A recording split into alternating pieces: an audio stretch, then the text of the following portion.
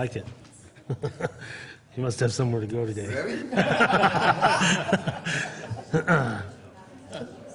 Okay, I'd like to call the meeting to order. Please join me and Terry for the Pledge of Allegiance. I pledge allegiance to the flag of the United States of America and to the republic for which it stands, one nation, under God, indivisible, with liberty and justice for all.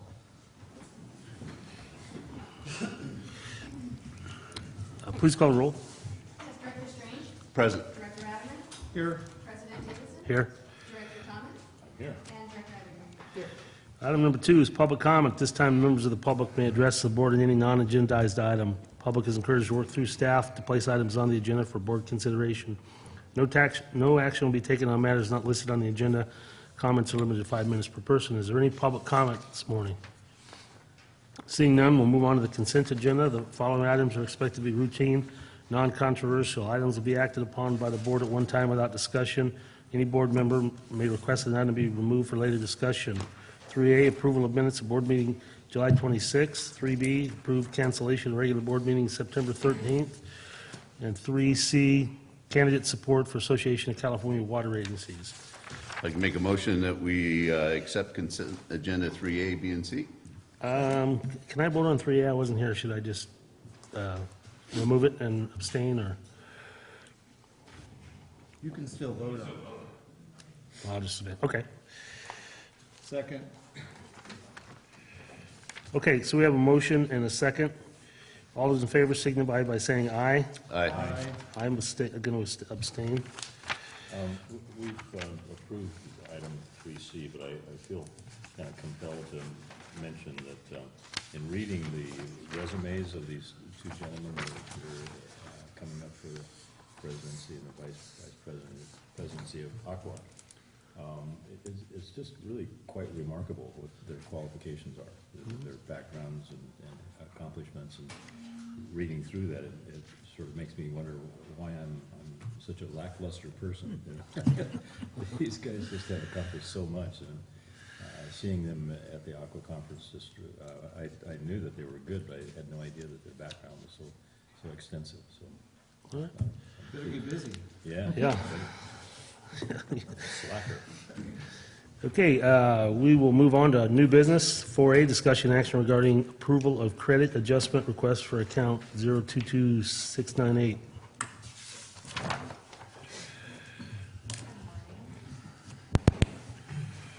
Good morning. I'm here today in regards to a request for a credit adjustment from the Saddle Creek Homeowners Association number 2.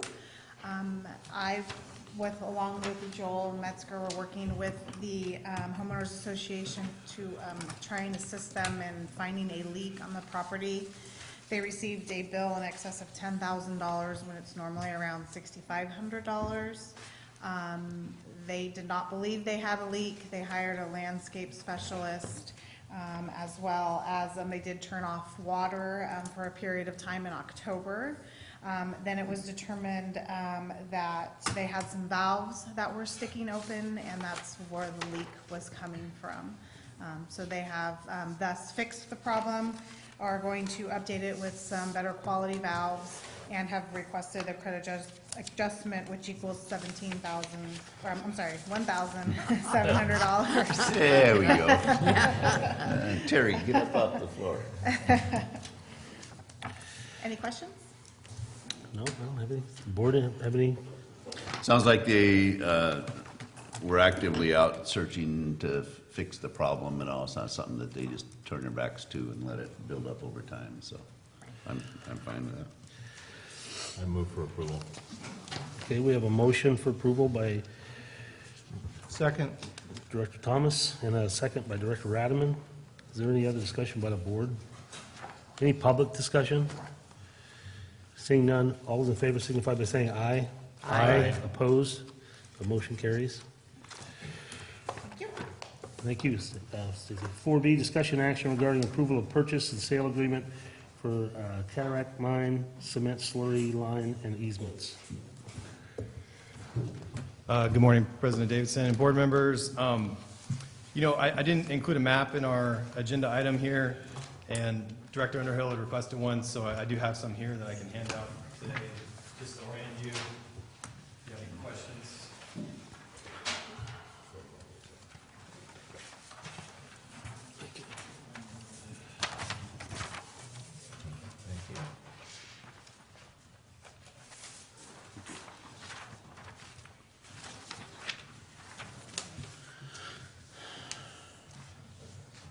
So as you know, this agenda item is kind of a long time coming here. CCWD has been investigating the potential purchase and acquisition of the Flint Coat Cement slurry line for more than 10 years, actually closer to 20 years probably, I'm not sure. And it all kind of stems from the fact that in the State Water Board's Water Rights Order 97-05, the State Board awarded or gave CCWD the right to 1,000 acre-feet of water per year as a diversion point from the North Fork Stanislaus project to be used in this area along this alignment. So, this is the slurry pipeline. This is kind of a map that came out of an old magazine that was focused on mining activities, probably not in circulation anymore. This is sort of the alignment. It's kind of an interesting map. I gave you a map today. There actually are two pipelines. There's a water pipeline of a smaller diameter that goes from the Utica ditch, and it ties into the larger slurry line. Just some of the history on that is that obviously there was the cataract mine on the other side of the Stanislaus River. They were mining materials all the way up until, I believe, the 80s. And they decided that instead of trucking, they would crush up that rock, deliver that slurry of the raw material to their plant, which was here in San Andreas. And that pipeline still exists today, as well as the easements. In 2013, the Board of Directors directed the general manager at the time to pursue negotiations with the current owner of the cement slurry line. And today we have a purchase and sale agreement drafted by CCWD Council. Lehigh Cement, who is the current owner of that pipeline and the easements, has reviewed it and created several, as you can see in the purchase and sale agreement, as-is clauses. I think we know what we're getting. We've been investigating for quite a bit of time. There's some caveats to that, and probably that's why the price you'll see today that was negotiated is a lot lower than anticipated. So. Two questions. One is, what is the diameter then of the water line, and what pipe, or how old is that system? So if you know. the age of the pipeline, I believe it was built in the early 70s, I think 72 was when it was finalized. And, it was kind of sealed up after that. There is they filled it with kind of a preservative material that since then closed off valves and things like that. Okay, so it's not functioning. No. Okay. It hasn't been for. I don't think we're even confident that it's intact, are we? Right. That's Yeah, coming. there's a good likelihood that there's been property owners that have, damaged it or sealed it off. Yeah. Or removed it in some cases. Yeah, which is, that's Yeah, probably the It's the best first case. I remember hearing a water line there. The real asset that we're acquiring is the right-of-way. Right. That's what's important to us, to have access to that. So if you look at your map here, Director Strange, it says the water transmission line is, the inside diameter is 6.25 inches, so it's a little smaller. So. He just pointed it out to me Oh, earlier. I'm sorry. Thank you. Thanks. Answered. Just out of curiosity, I don't recall seeing a linear footage summary on this thing. Is it It's about 17 miles of pipeline.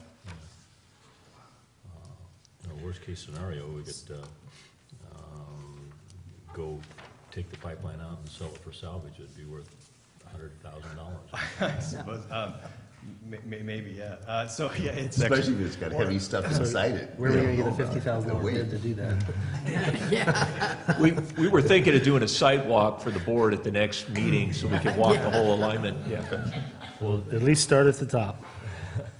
I have heard about this thing for close to 20 years, and I remember somebody mentioning that it's all plugged up and everything, but then somebody talked to the engineers that shut it down, and they specifically shut it down, like you said, with some preservative, soapy type of material. because they thought they might reactivate it at some point. But this is pretty exciting stuff. So I think actually it's 96,000 linear feet, so the price is 10 cents per linear foot. So that would be the negotiated price. That came Way out. too much. Yeah, so. Yeah. So the recommendation today is that you adopt a resolution basically approving the purchase and sale agreement and going forward with the purchase of the pipeline easements and other appurtenances for the negotiated price of $9,600, and also authorize the general manager to execute all the documents necessary to acquire said property. I just have one question. Did we ever confirm that the easement exists in its entirety still? Or is that still in question? So some of the, I mean, you get into some legal territory about abandonment. Some of the easements did have some abandonment clauses that said after a certain amount of time, they are abandoned in the record. But, you know, assuming that people want to derive some sort of benefit from this pipeline through their property, there's a possibility that somebody could, you know, let that go at this point, so. And on that point, we have looked at that issue, and I think there is the argument is essentially that the abandonment applied if you didn't build the pipeline. But once the pipeline was put into place, that met the requirement of the easement that it be put into use. I mean, so some property owners have taken a different Well, it might be position. challenged. Yeah, but they've taken a We would have a different- defendable Yeah. position. We'll move for acceptance. Could I have I Purchase have of a the couple sale. of questions. We can, Yeah. we can do both. You could still continue talking. Oh, okay, well, go ahead then. No, I did. We have a motion, so can I get a Second? second? Okay, we have a motion and a second. Director Question, Underhill. okay. It says it was anticipated the use of this water would be made to meet a portion of the water supply needs in this area of the county. So, you know, at this point, we don't have an immediate need, but this is going to give us the infrastructure to supply whatever it is, whenever. So, yeah, they have investigated at times people that might be interested in receiving water through turnouts on the alignment. It's just that we never had the facility in hand. I think this will be just the beginning of a larger task, which would be to coordinate with those folks in the Highway 4 corridor. It's obviously going to have to be wheeled through UWPA's Right. system and establishing those demands. So there's a lot of work to be done once this is finalized. But this is the initial step, and so that's great. Yeah, we had talked about taking it to Highway 4, and that'll be coming up within the next few months. Well, the water volume that can be delivered through a 6-inch pipe is enormous. So I can see if I owned a property along that 17-mile alignment, I'd like to tap into it and take advantage of it. I think so. Okay.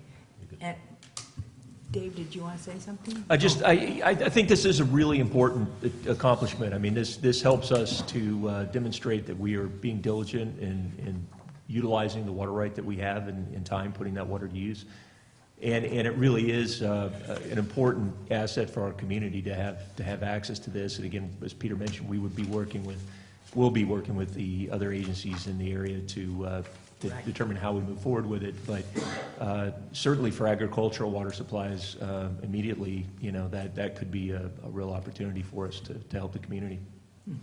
Okay, and then one other thing is, we have in the audience ex-director Bob Dean, who has been around since we were talking about this years ago. So in honor of you, Bob, we going ahead and doing that. No, but we have a building that we're willing to put your name on.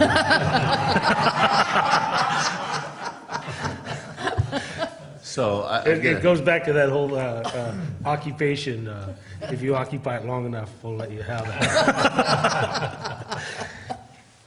I have a couple questions. Now, it seems a while back that we did try to do some testing on portions of this. Did we do that? Yeah, that's correct. And to what extent were they successful or not? I mean, So, yeah, they were able to so they negotiate some agreements and there were some requirements of indemnifying those landowners that allowed access Yeah. to their property. And then, obviously there had to be some agreements with UWPA and NCPA to allow us to move that water. My understanding is they were able to turn some of the valves and take some of that water out. They didn't go a long distance, but they were able to move some water. They did notice some leaks here and there on certain properties. But somebody's gonna, if we're serious about, once you get to the point where we feel like there's a demand somewhere, that type of evaluation is gonna have to happen again, I would imagine, to really figure out the integrity of what's left. Then my last comment on this is, this, I do think this is, a historic thing to finally actually acquire this easement. I think all you have to do is look back at when Calaveras County lost the easement for the railway. Now, even though it had been farther down into San Joaquin County, it had already been split up, but that easement did have value, and it was a shame that we let it go, or the county let it go. But this is an important thing, because it really is, that area economically could be something entirely different, with the whole grape industry or whatever.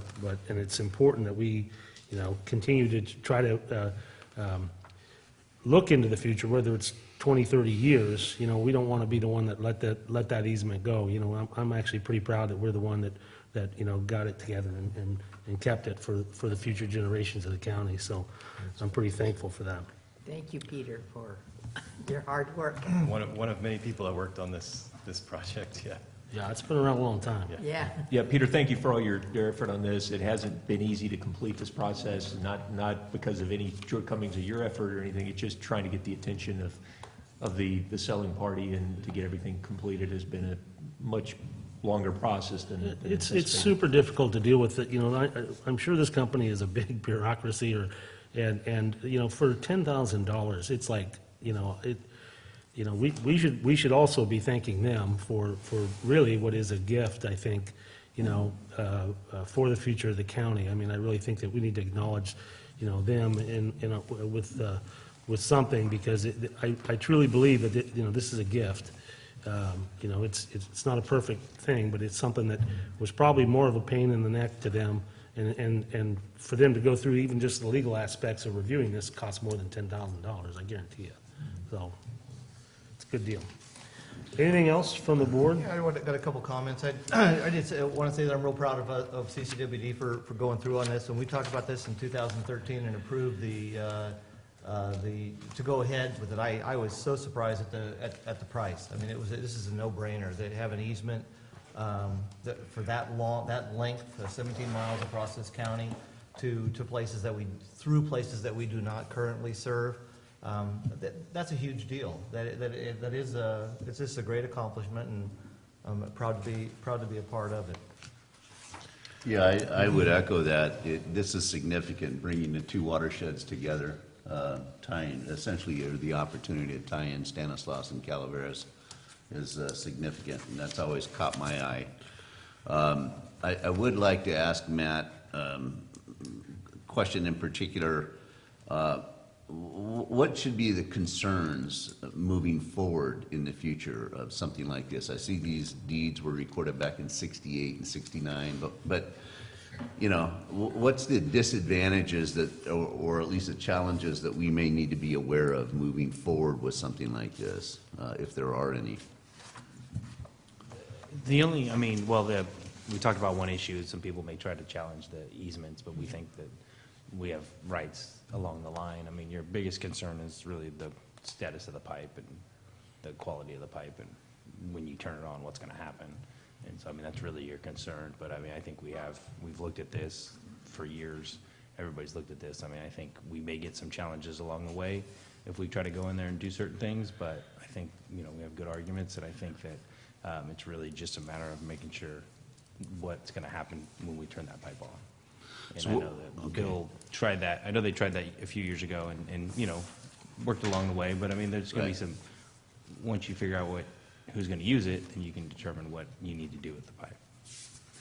would we have a liability in having to maintain any section of that from trespass So or? it's all underground. It's all underground, I believe. It's all underground, so it's not. No, it's above ground. Well, there's It crosses valves. Highway 49 on the Okay. trestle, and it goes along, that's called Cement Plant Road from Calvaritas, well, from past Calvaritas all the way to Pool Station Road.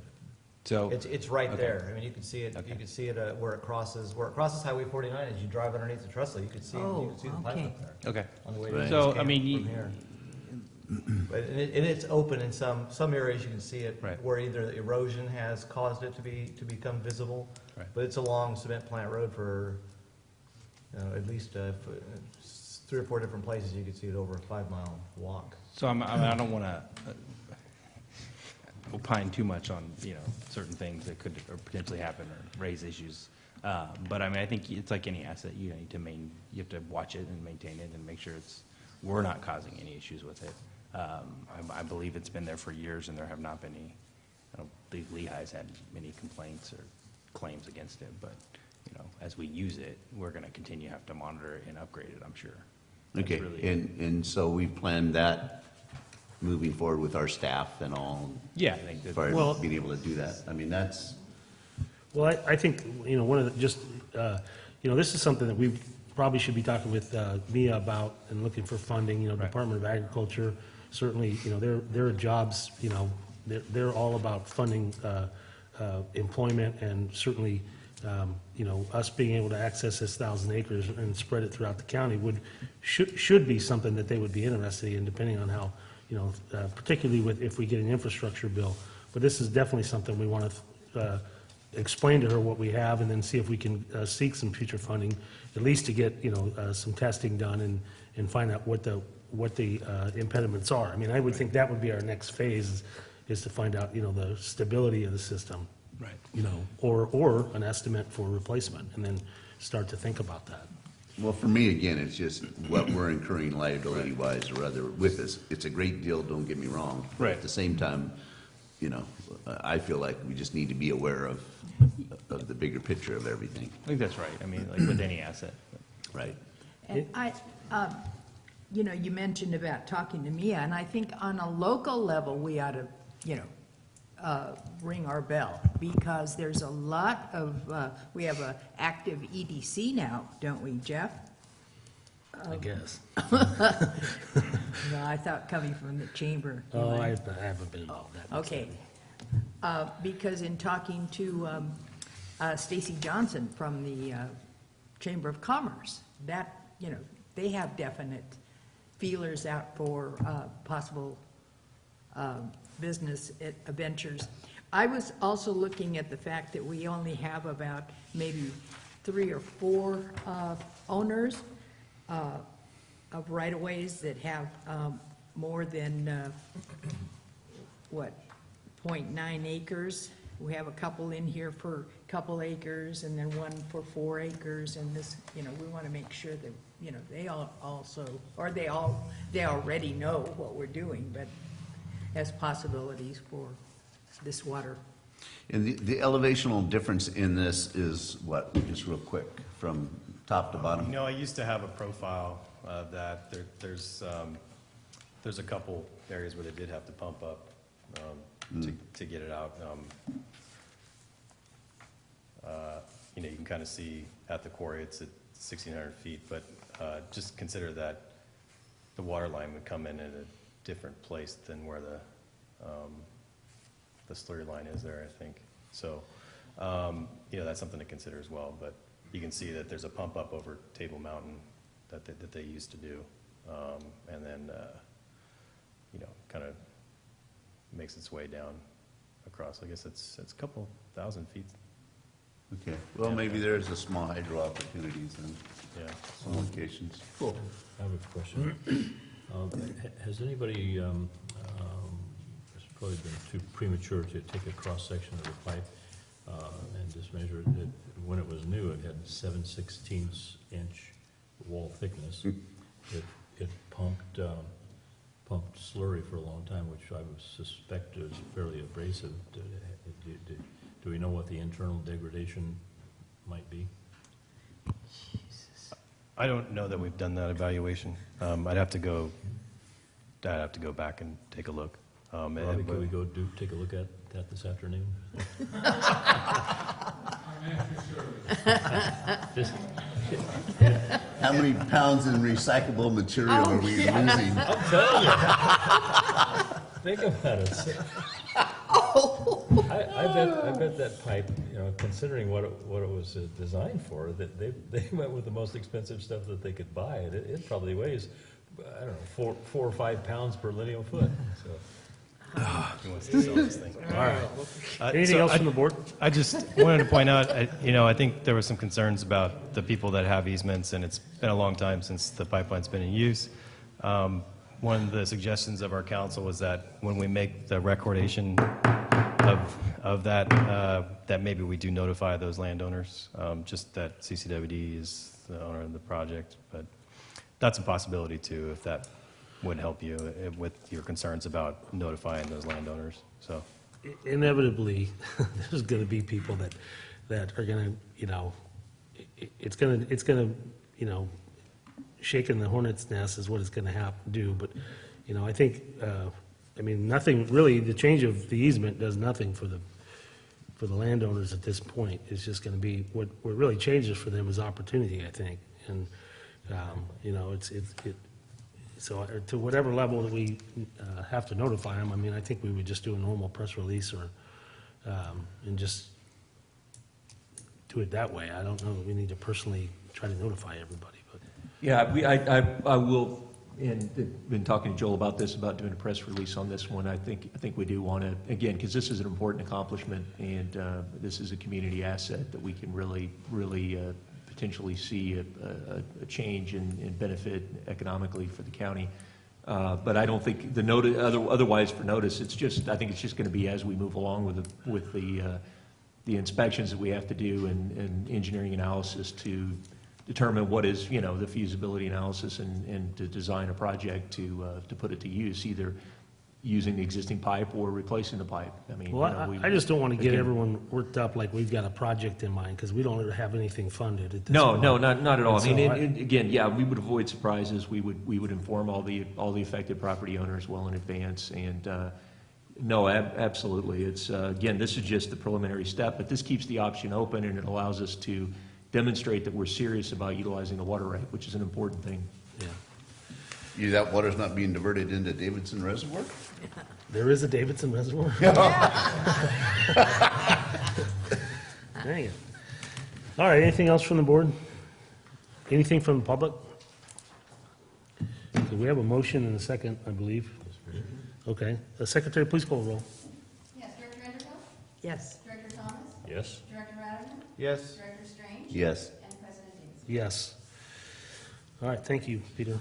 Okay, 4C, discussion action regarding amending fiscal year 2017-18 capital improvement program budget to include the Ebbets Pass Redwood Tank Replacement Project. Russ, we are not going to reuse this redwood off of these tanks. No? No. There is salvage value. Not even bookshelves or anything?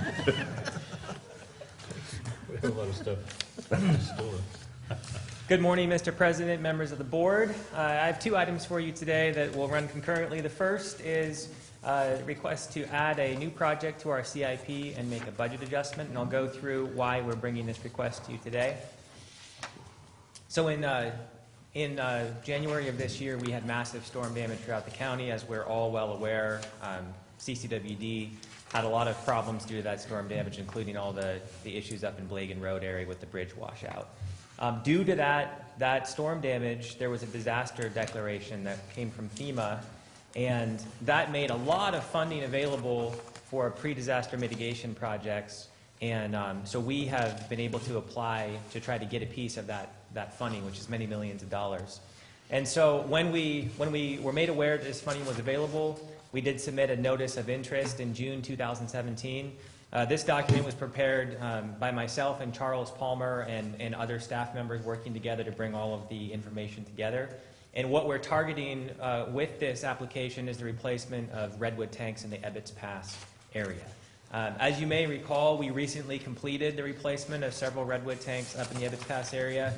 This project is trying to kind of complete all of the redwood tanks up in that area. Eventually, we want to have all the redwood tanks out of CCWD service area. They're extremely vulnerable to fire risk, and it's something that can cause massive problems for our customers in terms of potable water supply reliability.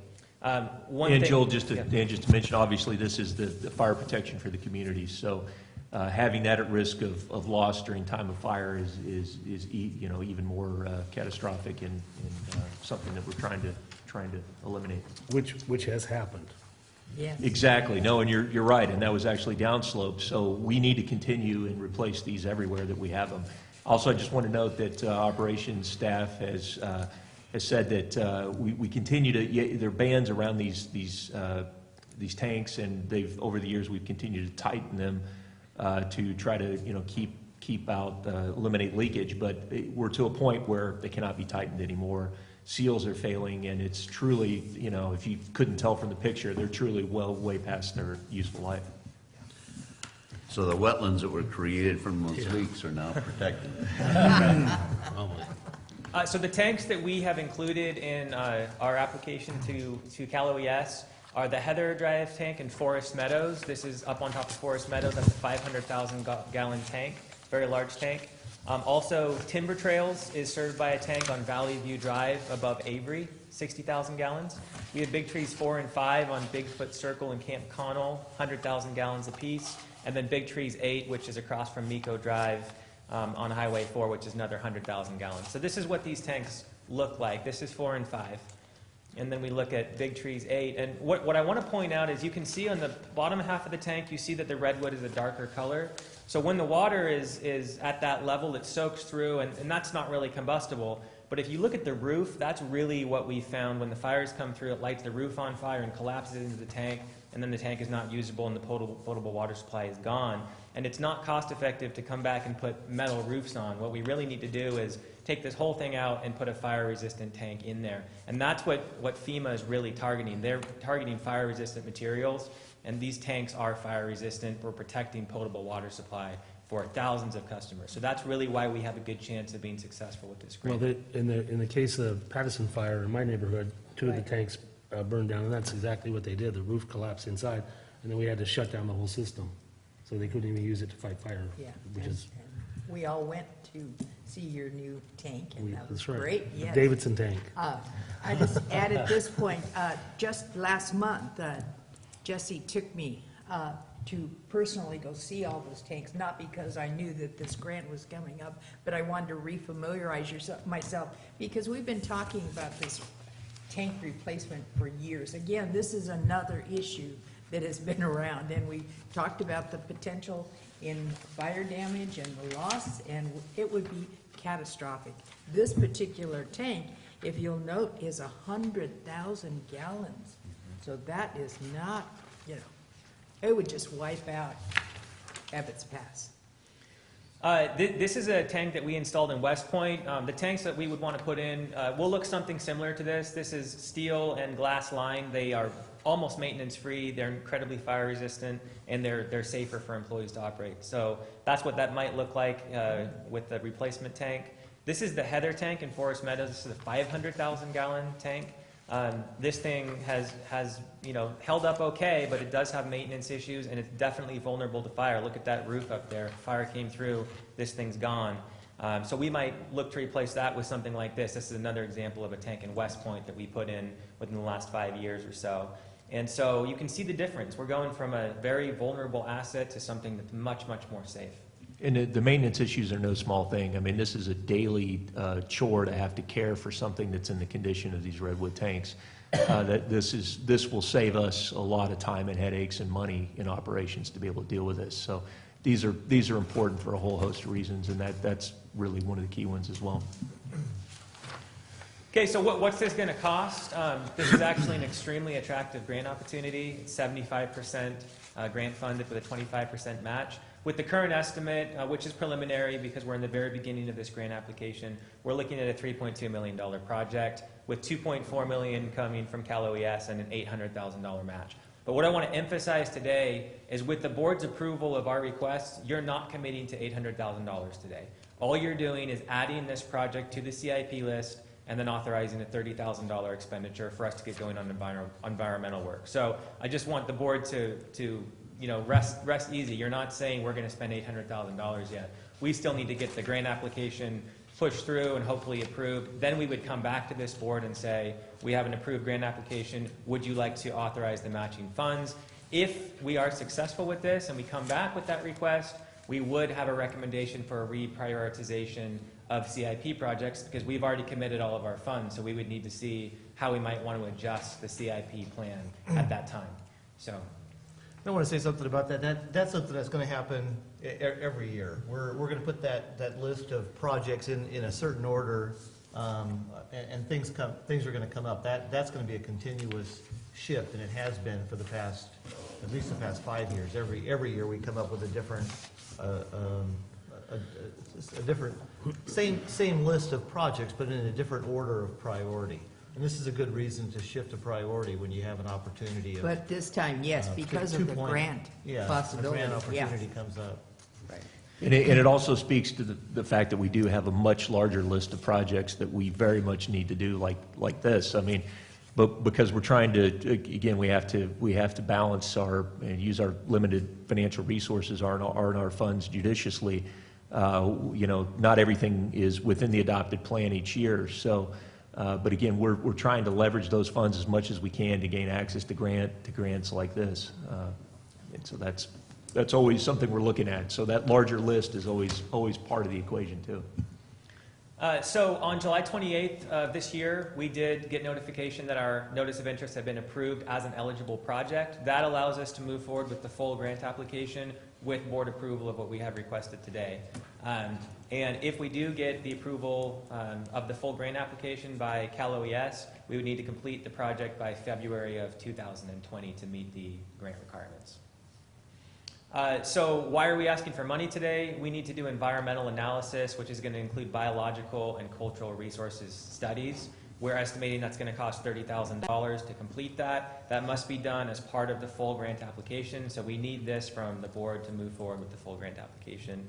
What this requires is an amendment to the CIP and adding this new project to the list because it wasn't currently on there. But where this project was listed was in our local hazard mitigation plan as a high priority project. So this has been identified as something the district needs to do, and that's what FEMA and Cal OES are looking for. Is this something you've planned for and that you've identified as a need? Yes, we have that in our plans. So we're asking for an adjustment upward from $10.767 to $10.79 million. And I've talked to Jeff, and the funding is available to do this, so the board doesn't need to worry about that. And with that, this is my staff recommendation for the board to consider today. All right. I'd like to make the motion to approve Resolution 2017, -54. amending the fiscal year CIP budget to include the Evetts Pass Redwood Tank replacement project. All right, we have a motion by Director Underhill. Is there a second? I'd like to second that, and I have a question. So, Okay. Is there any concern that you can get the environmental work done by November 1st? It is a tight timeline, but Charles does believe that we can get that done, so we'll have to get on it right away. Okay, They're starting this afternoon. all right. Yeah. Okay, so these are 2 tanks, correct? This is to replace 5 redwood tanks. 5 okay. So that $30,000 would cover all 5? The environmental work for the site locations, yes. And these tanks are ones that aren't gonna rust on the inside, that then we've gotta go back in and spray or coat and maintain and kind of thing. This, I think, glass line is what you said? So- That's correct. So like in West Point, we did a glass-lined interior, and so that means that it's not going to corrode. It's gonna well outlive all of our lifetimes. They're very close to maintenance-free, and they're safer for the employees to operate, especially up in the snow. I don't know if you saw, it was just an open ladder going up there. Having some more protection and better access to these tanks is going to be really great for our employees.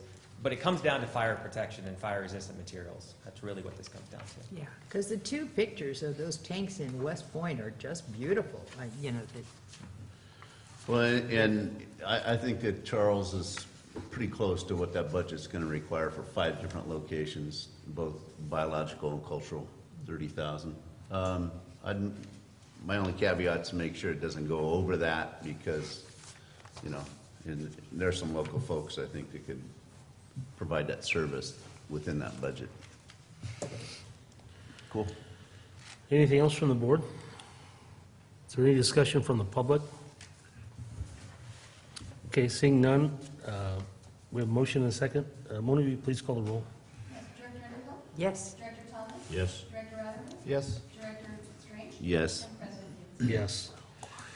All right, thank you.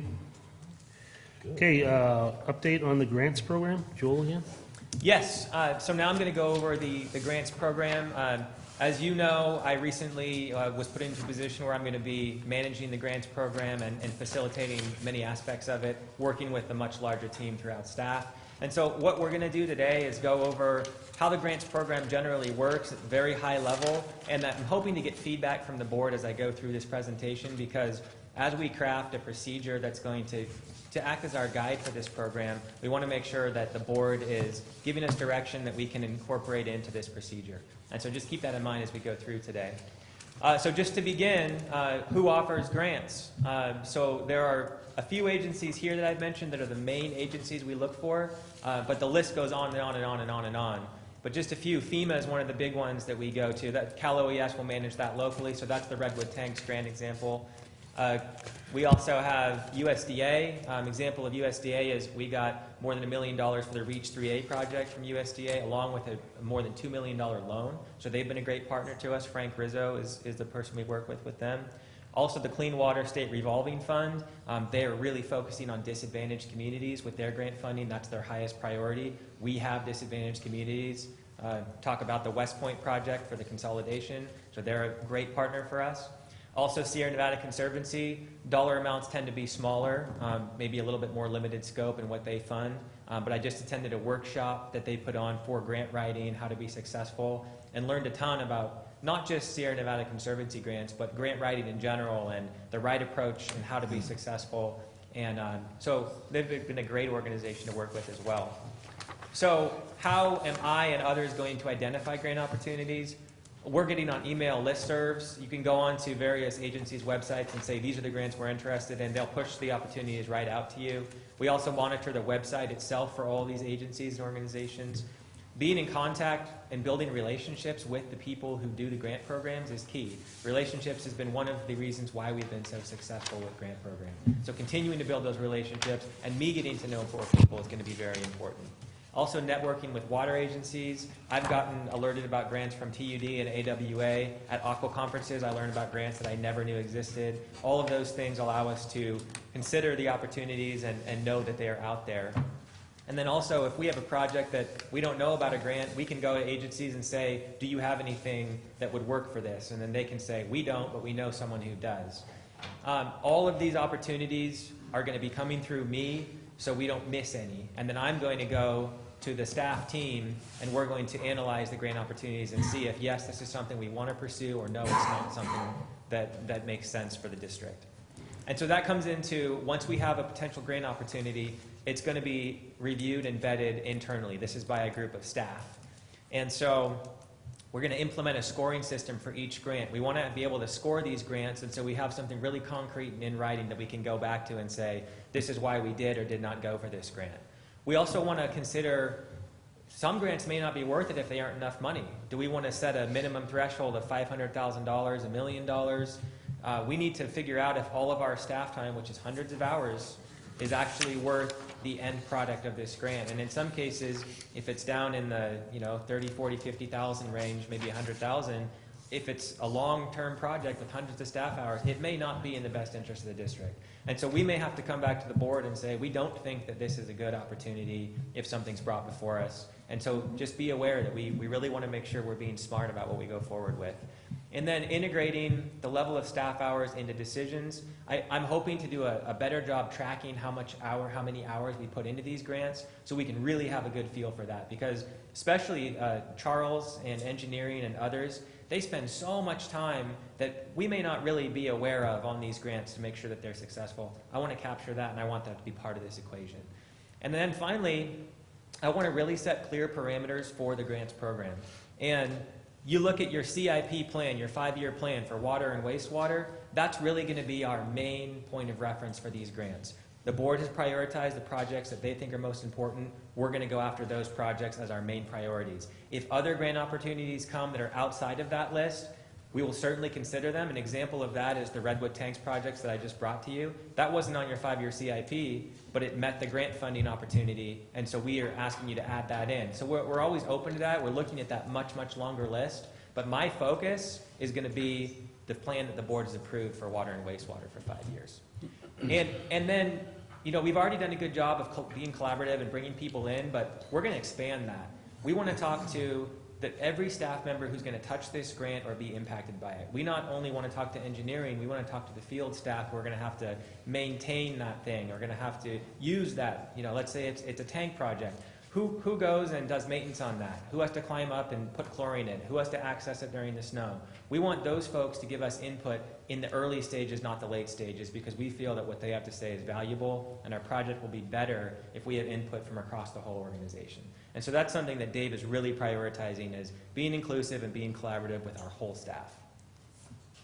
Okay, so moving on to the application process. Once the internal vetting is complete and we've decided, yes, we want to move forward with this, we basically will submit an initial application, which is like the notice of interest that we submitted for the Redwood tanks. That's a little bit of a more concise overview of the project that we send in. The agency then reviews that and says, does this meet our requirements? Does it not? If they say yes, looks like this is what we want, then they'll send us back, yes, your NOI is eligible, now move on to the full grant application. And so with the full grant application, this is where the real work comes in. You know, hours and hours and hours and hours of staff time, reading the requirements of the grant, making sure that we provide that exactly as they've asked for it, providing the environmental work, providing a benefit cost analysis, a budget, a project scope. I mean, this is a huge amount of work, and you aren't guaranteed to get that money. And so that's why we have to be really careful about prioritizing the grants and being cautious about how many we pursue, because when we put this level of effort into a full grant application and we don't get it, that means other things aren't getting done.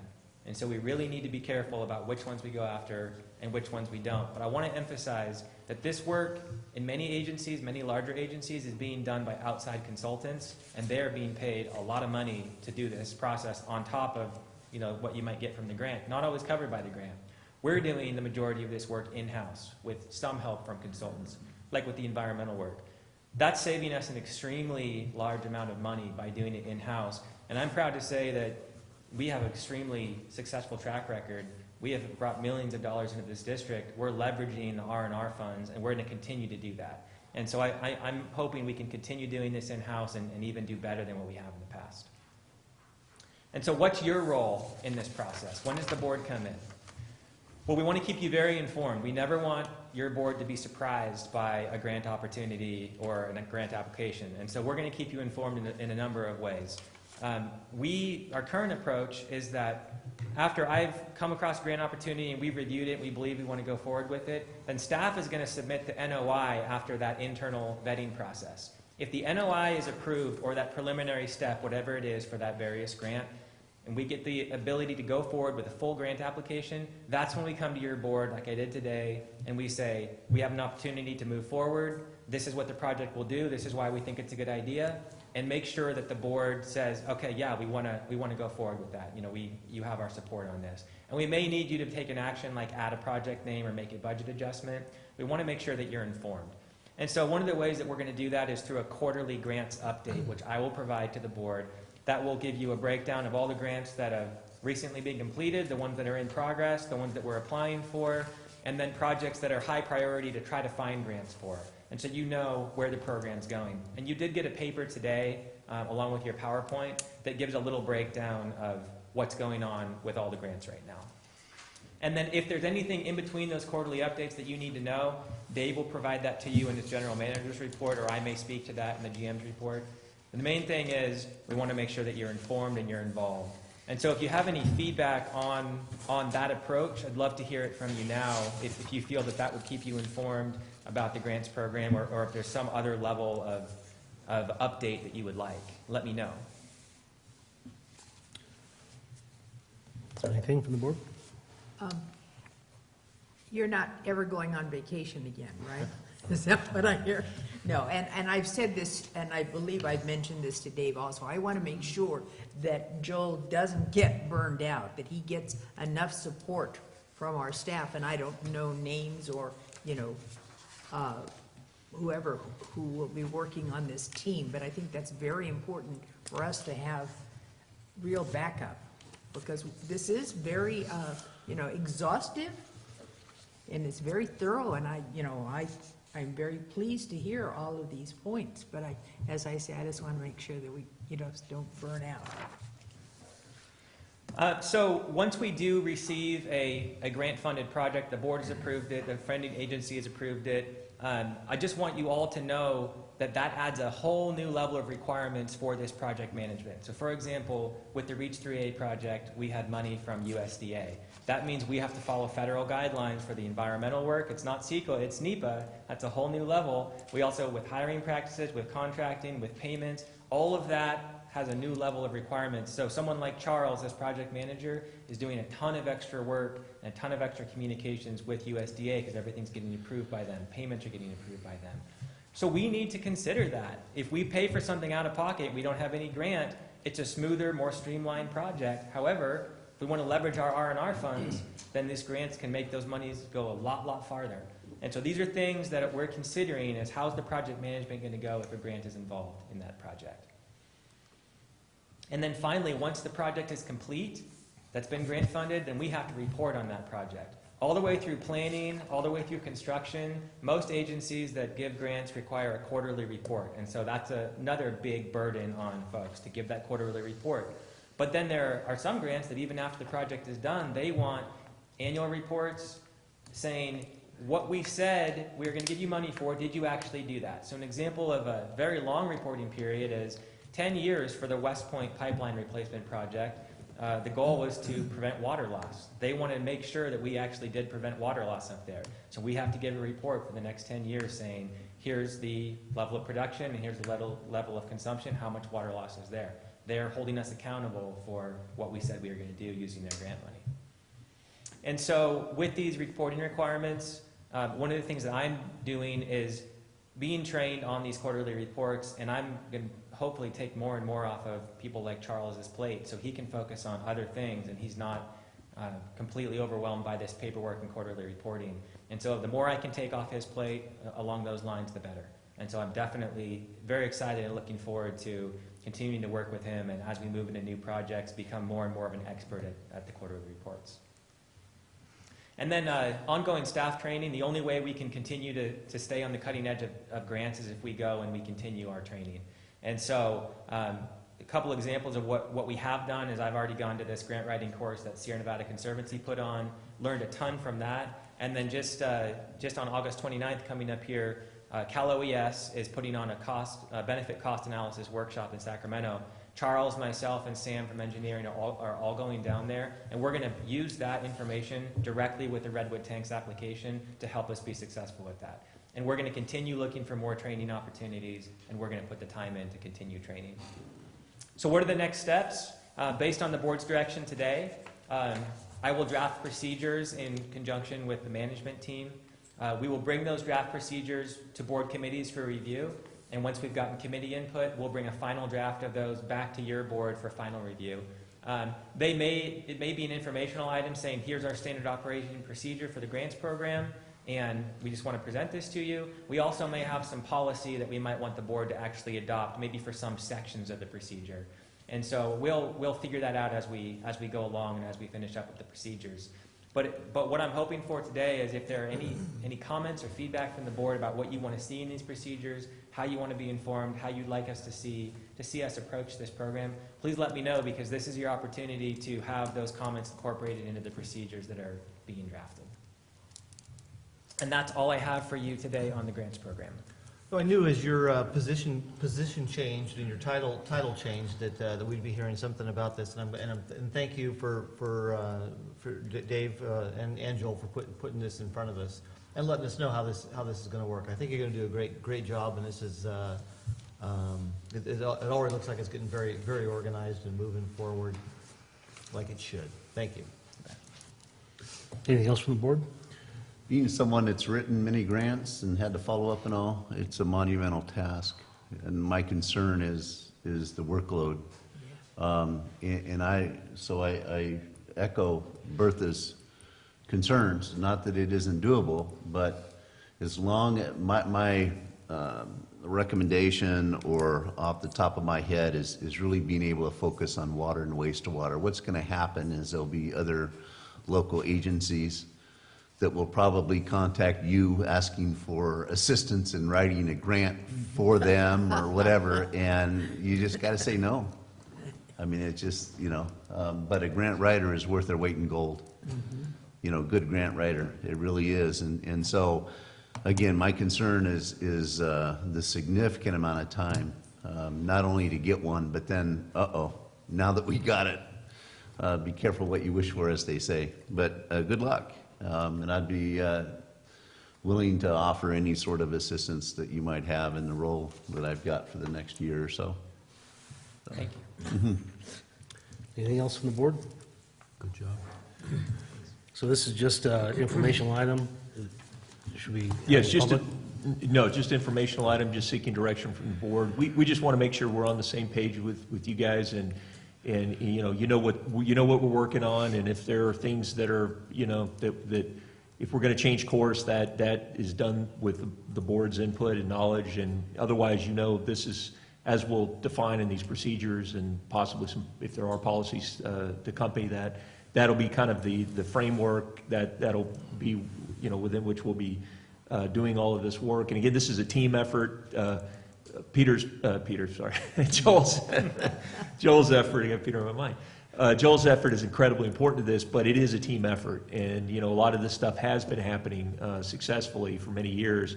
We're just trying to be a little more organized with it. So that connection, intercommunication with the board is a real important part of this. And we want to make sure that, and I think it's pretty obvious there's really no such thing as the free money, as a free grant. So where we put our time and energy, we really want to make it count the best. Yeah, I just like to say that, Joel, and please carry this forward to your team, that you have complete support from the board, from everybody sitting here nodding, saying how pleased they are, and yes, we are very pleased, thank you very much, and the rest of your team, we're here for you. Thank you. One last question, is it, John Mills wasn't mentioned in this. Is John going to be a part of, do you envision him as being a part of at least an initial filter or whatever? Not with grants, I don't see John. His work is on the policy side. Okay. The one thing I didn't hear anything about was his interaction with our federal advocate. I'm confident that is existing, but I think that's the one thing that the board has to be able to do is to give staff clear direction on our priorities. And I think that we should be at least having semi-annual discussions with a federal advocate, and to make sure that we're still focused on, because opportunities change, and sometimes we have to change in a short period of time, like we just did. But I think it's important that they do have that constant communication to see what is, what's overprescribed and not worth going after, or too cumbersome. Yeah. I think that Mia will have some good insight for Joel, and we should be using Joel to give her the proper direction from the board. So I just want to make sure that occurs. Absolutely, and they've started to have ongoing regular calls on federal policy issues, but this is one we should add to the agenda for that as well. I heard Joel ask a couple of times about, for direction from us about how often he should bring this information to us. I'm not in favor of making an arbitrary, you've got to make a report every 30 days or 90 days or whatever. What is your comfort level? What would you recommend? Is it a window that you can work with to bring a report to feedback on grant applications, A, B, C, D? We're recommending a quarterly report at this time, and coming to the board between those times if necessary, if there's something that's urgent. And Dave has offered his general manager's report as another way to keep the board informed if something comes up between the regularly scheduled reports. And I'm comfortable with that because I think that gives the board a nice timely update on what's going on and shows the progress on the grant program. Okay.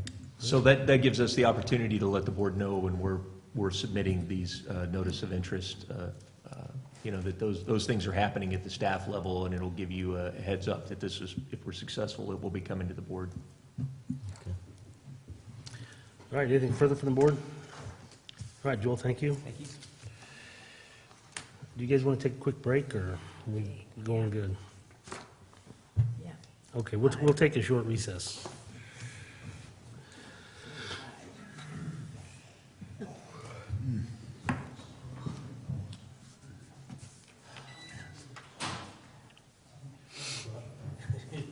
Wonder how much I paid for concrete yesterday? In Pleasanton, $145 a yard. It's 152 or something like that. Here it's 105. Well, it's a better concrete. It finished good. We didn't get much till 10:30, but it worked out because it's hard to get down there. You never know what time you're gonna get down there, you know? So, but, and then we just poured for the roads. But I poured the footings last Friday. Yeah, that was it. I tell you,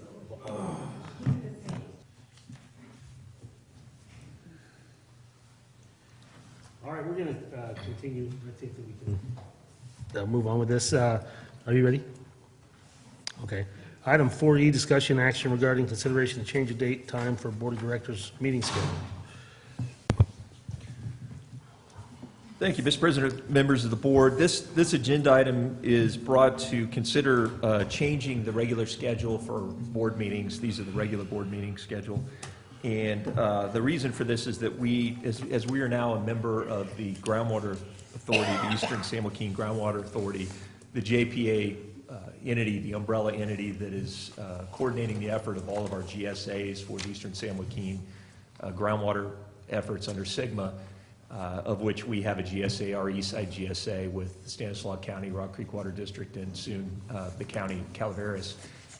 We have a seat at the table with the JPA, and this is to allow us for our representative to our GSA, which is also our Director Thomas, to be able to attend those meetings and represent our GSA on the board. Their meetings are at the same time as, they meet once a month, the second Tuesday of the month in the morning, from 9 to noon, and so obviously that's a conflict with our second and fourth. Tuesday or Wednesday? Did I say Tuesday? God, I'm sorry, Wednesday, I don't know. Anyway, it conflicts with our first meeting of the month, and so the request is to consider changing the regular schedule. And I don't think we're not recommending that we make a change to one of the two board meeting dates so that we would have, say, a meeting in the evening and one in the morning, or one on a Thursday and one on a Wednesday. We think it probably makes sense to keep them consistent. Right now it's easy to remember.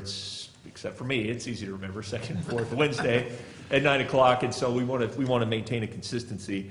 So we identified two options. And again, certainly could be other options, but certain days of the week, like Tuesdays with the Board of Supervisors meetings, are obviously not a good fit. But looking at the options that we had, we came up with two for the board to consider. One would be to change the regular meeting date to the second and fourth Thursday of the month, also at 9 o'clock. The other would be to keep the same day, the Wednesday, but to move the meeting to the afternoon. Here in the agenda report, it recommends a 1:30 start time. I'm actually thinking probably to recommend going a little earlier than that, at 1 o'clock. I know that would, Director Thomas, you would have to hustle back from down in Stockton to be able to make that happen. But I think that the consideration there is we really, as the days get shorter, and then trying to complete our meetings before dark, so that people can travel and get back home, I think would be ideal. And just to let you know, I know Director Ratterman, since we've posted this agenda, you've informed me that the Thursday is not a good time for you. And with your work commitments, I would, this is just to allow the board to have the conversation about this and to make a determination.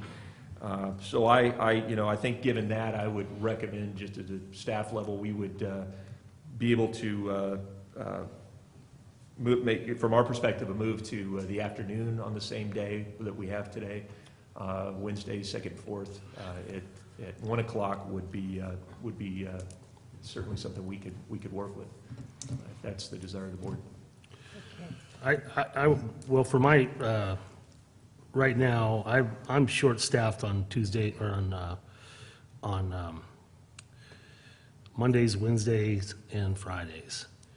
So Tuesdays and Thursdays are my productive days right now, so I hate to give one of those up, at least in the short term. Things may change, but, so I would, if we have to make this change, and I'm, I recognize the potential of the meetings and having Director Thomas down there, but is the importance of those meetings going to be agenda-driven? Or is it just going to be, are they at that point where they're just going to be establishing, their rules and such, where we need to have somebody down there every single time? Or what's your suggestion on that? Well, Director Thomas, your opinion would be really valuable here, but my sense is that we're going to soon be launching all into the development of the groundwater sustainability planning effort, and this board, this JPA board, will be leading that effort. And as we know, we have a very important role to play in that with our water supplies that we're trying to bring to the table. I think, I think it's important that we're there. I think both as a representative from our GSA. Let me ask, did we Yeah. request that they try to have a meeting on the 3rd Wednesday of the month? Director Thomas made the request at the meeting, and they even polled all of their members to look at alternative times for the meeting, which was obviously our desire, and they decided that they wanted to stay with the current date and time, unfortunately. We ran it past them and it got rejected. What's their conflict? Well, there's 17 agencies that are involved, and it was just, it created conflicts, created conflicts for them too. We run into this a lot. There are meetings that go on as we're speaking now up in West Point, with the collaborative efforts and all that I'm not able to participate in. And generally I find that when I ask for or request a change in their schedules, it's like, sorry, we just got a lot of people here and this is the only thing that we can do. I would not be in favor of changing the date.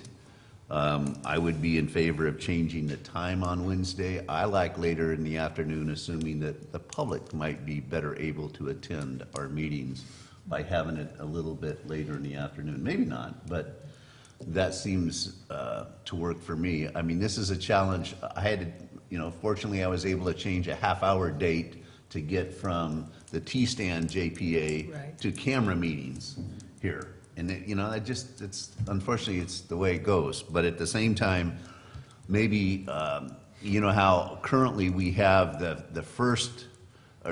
second Wednesday is kind of a board meeting, and then the fourth Wednesday is usually an optional workshop-ish kind of stuff. Maybe we can switch that to where the second Wednesday is a workshop-ish, sometimes optional, that we cancel, and we focus on the fourth Wednesday of the month as our regular board meeting. That's an option that I hadn't heard that I just came to mind to throw out. That's a good option. I mean, we could do that and keep the current morning schedule. There will be times when we have to have the two meetings, so there would be some conflicts. We could alternatively go to an afternoon meeting on Wednesdays and take the same approach.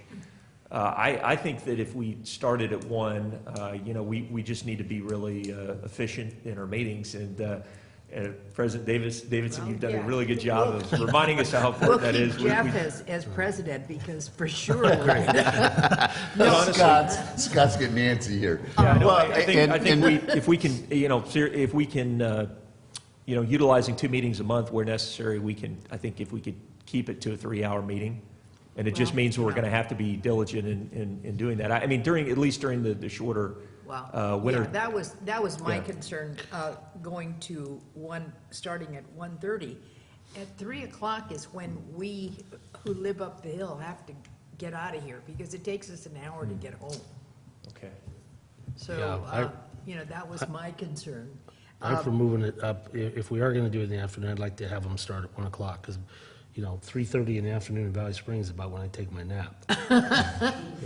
Is this all about you, Jeff?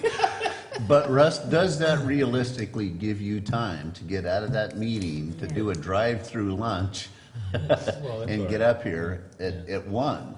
That'd be fine, and I really apologize that this has come down to, what do you want to do, Russ? Because I didn't expect this to happen this way.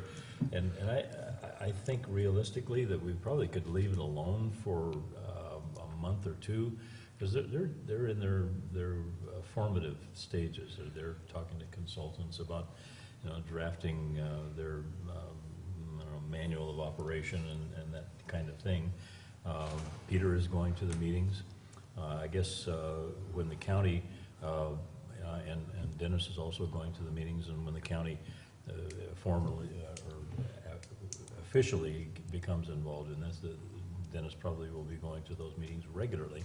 So, it's clearly it's not all about me. Well, but course it I'll is. just tell you that I think it's probably the most important period of time, if Right. they're actually drafting their bylaws and stuff. I can recall when we, started the Upper McCombie Watershed Authority. Those were important discussions, and you certainly want to have, our opinions be made at those, and suggestions. You want to dictate and direct as much as possible in the beginning stages. I really think it is important for you and for us to be represented down there. And certainly you want to bring so we can understand, what recommendations we should be making. I'd like updates on their progress and what they're dealing with, and even be able to see their agenda, So I would just tell you that I think it's going to be a lot more important than you think, and it's not a quick process. I mean, that's going to be some contentious discussion, and we certainly want to be able to stand our own ground on that. So I would. Okay. Well, I have a few Points well taken. points I'd like to make. I do think it's very, very important that Russ is at these meetings, and I think it's important that Russ be back here at our meeting also, be able to go to both. I think changing it is important, and as soon as we can do it, I hope we can do it today. I'd like to see Peter at our meetings here more often. There's things that other people are reporting on for him, because he's at the GSA meeting. This GSA is huge for us. This is a great opportunity, and being there and having both you, our elected official, as a representative, and Peter, at these meetings as we're formulating as we are assisting with formulating, putting together the GSA moving forward.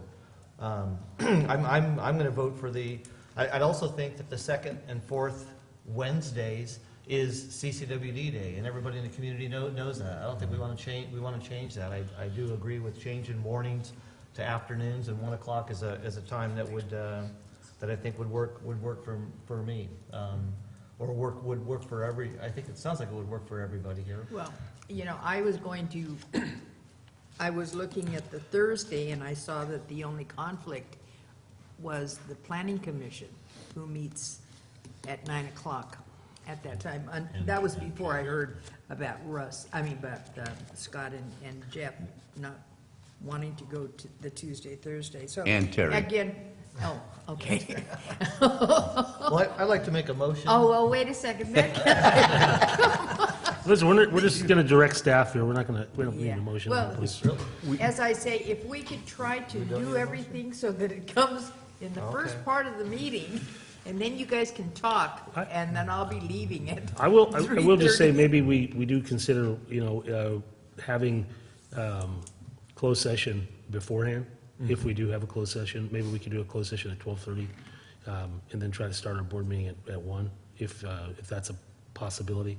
I mean, The only challenge there was we wouldn't have Director Thomas to participate in closed session, and sometimes the most important discussions are in closed session, so I think we just have to, that's something that we can figure out depending on what his schedule is. I mean, if it isn't that important. I mean, it's going to be tough to fit everything in. I mean, you know, depending on what the agenda is and such. So I just want it to be, just think about that as an opportunity to or even have our closed session go first or whatever.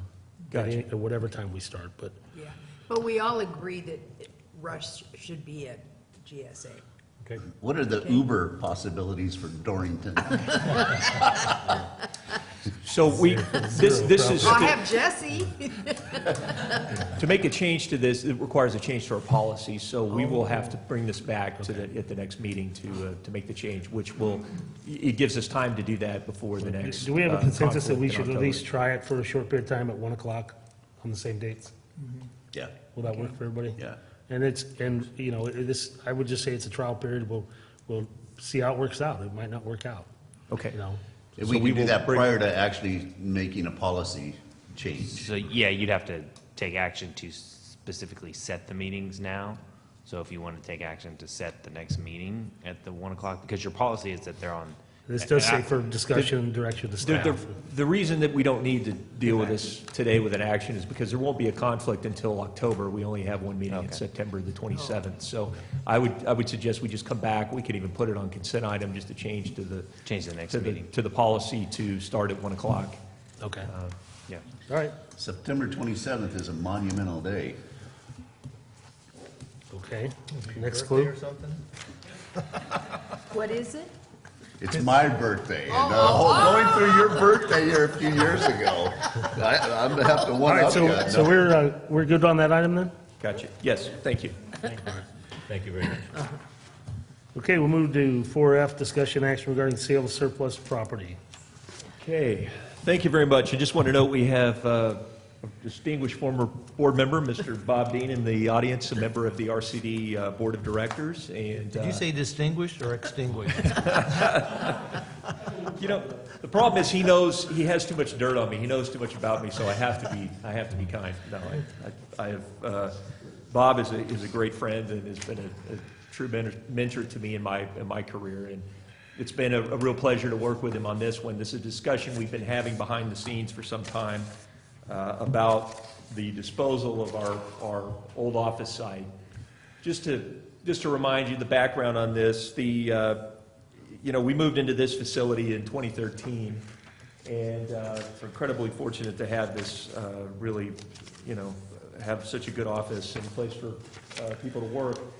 But as a result of that, we had a surplus of the old office site on East St. Charles Street, 423 East St. Charles Street. And so that's why even before we left that building, the board made the decision to declare it as surplus property. That's a formal process that the board, you know, boards go through, and as we need to, as we determine that there are assets that we have that are no longer of use to the district that we are not going to have a future operational need for. And that's exactly the situation with the old office site. We simply do not have a need for it. We didn't then, and we continue not to have a need for it. And so it was put on up for sale. Initially, as a public agency, we're obligated to offer it up to other local public agencies. We went through that process. We did, we had at least enough interest from the county to come out and take a look at it, but they determined that it was not going to fit their needs at the time. So at that point, then we put it for sale on the open market, and it's been on the market ever since then. And we have received no offers whatsoever for the property. This really is a continuing burden for our agency and our staff to have to continue to maintain this facility that we have no use for. Our staff, George Garcia on our staff, has to physically go to the building every day and check to make sure that we don't have any problems. We don't have people camped out there or problems, evidence of vandalism or theft or anything. And that's our obligation to make sure that it's not we have to be careful and protect the asset in the sense that if someone were to get hurt on the property, it would be a potential liability to us, and so we don't take that lightly, and that's a continuing obligation that we have. It's real time and money to do that. Also, we have ongoing expenses for utilities that are approximately $500 a month, so water, sewer, phone, security alarm, pest control, the absolute minimum basic things that we have to continue to maintain. So that's been an ongoing cost ever since we left the building. So, you know, that's no small amount of money at almost $6,000 a year. We've also got, again, the potential liability should somebody get hurt. That's something, and I'm sure Director Radman, from your perspective in insurance industry, that's something that we, again, that's not a small deal. We have residences right next door. We have people who park in this parking lot. We know that. We have kids who play there. We know that there have been homeless people who have been through the property and occasionally will camp out at night. We found evidence of drug use on the property. So, you know, we know that this could, in time, be a problem. And it's a problem because there's no one there, you know, except the times when we show up and check it out. So with that, you know, we've tried to explore all opportunities to sell this property and to relieve ourselves of this obligation. This was a real focus of the surplus property ad hoc committee that we had at the board. We met for almost a year on trying to look at every property that we have that is either declared surplus already or could be declared surplus to our needs that we could dispose of to reduce our expenditures and to also try to realize value on those properties. And this was one that we spent a lot of time on, and we looked at every aspect of this, all opportunities, and you know, frankly, our options are very limited, in part because, you know, we've determined, and I'll speak to that in a minute, but basically that was it was an opportunity for us to really exhaust that, and we did, and we determined that really I think our best opportunity is what we have now with the RCD, because at the time that we originally offered up this property, the RCD was not in existence. So we would have made the offer to them as one of our local agencies. And so in a way, I think this is coming back full circle to do that.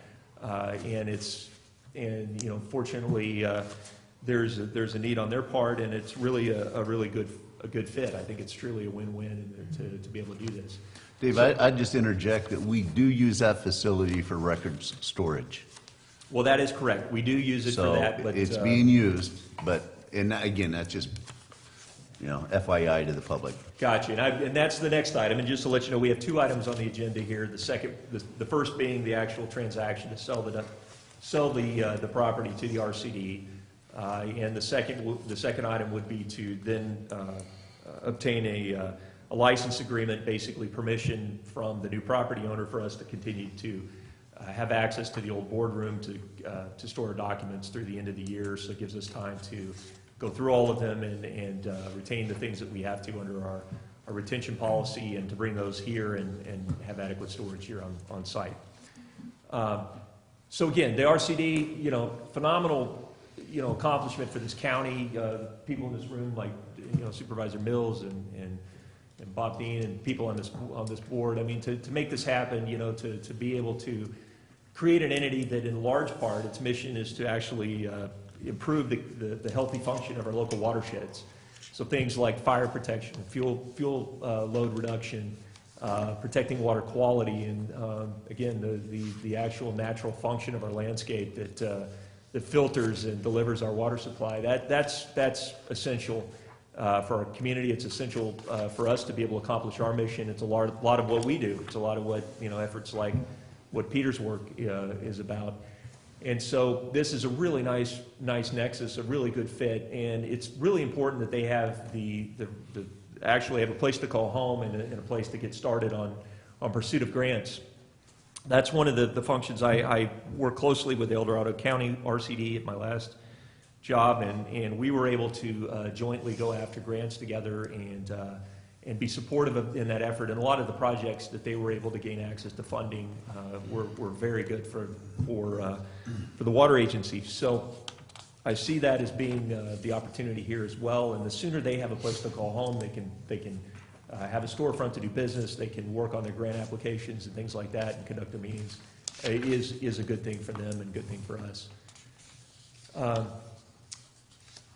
So again, where we stand today, we have, again, we've exhausted all options on this. We have, through the surplus ad hoc committee, we explored even okay, what if we tried to make this property more commercially attractive? If we, so we first identified, okay, what are the ADA compliance issues with the existing property? We had an expert analysis done on that, on the requirements to bring it into compliance. And it's extensive. There are many things that would have to be done. The importance of that is really what has made it less than desirable for the general market. If you're going to use, for this to be a commercial development, it just is affected the interest in that. Fortunately for the RCD, they can actually take use of the property and working with the county, who is interested in possibly relocating the ag department over there and the UC extension, cooperative extension. There's an opportunity to make the changes over time, but in a more measured way, because they can utilize the property now and gain benefit out of it in a way that others cannot, who might be interested in purchasing it for commercial development. So again, the ADA compliance report showed that there were a lot of things that had to be addressed. We then, using that, we went and got quotes from contractors, local contractors. Okay, what would be the cost if we were to remove those impediments to the market and we were to, say, either demolish the building in its entirety or tear it down to the frame, so that we gave them then the asset that was on the market would be more attractive? Would that be an option? And unfortunately, it's an expensive proposition. Not only the demolition cost, but also the removal of the material and disposal, which presumed would be hazmat disposal would be required, and that becomes very expensive. So we got proposals that were in the neighborhood of $90,000 to $100,000 for that. So again, that just is not a good option for us at this time. So with that, at this point, we recommend that the board move forward in taking an action to approve the purchase and sale agreement that you have before you. This document, as well as the license agreement and the next item, was prepared by our council. They have been reviewed by the RCD, and in fact, the RCD board has just moved forward in the last weeks to approve both agreements.